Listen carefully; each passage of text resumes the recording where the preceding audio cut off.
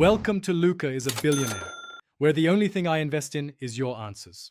In this video, I will show you how to change oil in your Toyota 4Runner. First, gather all your necessary tools and supplies. You'll need a wrench, an oil filter wrench, and a drain pan.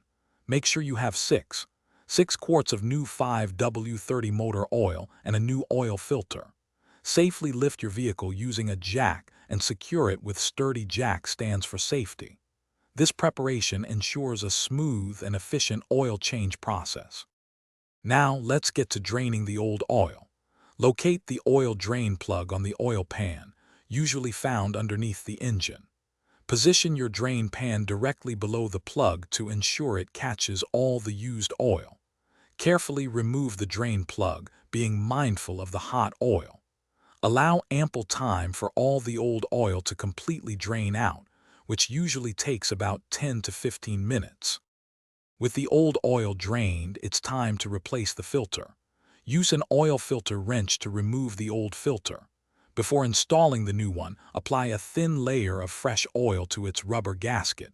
Hand tighten the new filter until snug, then give it an additional 1/4 turn. Finally, refill your engine with the recommended 6 quarts of fresh 5W30 motor oil.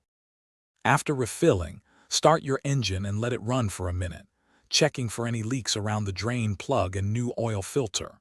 Turn off the engine, wait a few minutes for the oil to settle, then check the oil level with the dipstick, adding more if needed. Remember to properly dispose of your old oil. For other great deals and to make meal prep easy with leak-proof containers, check the link in the description below. Thanks for watching and please subscribe. It's the best investment you'll ever make.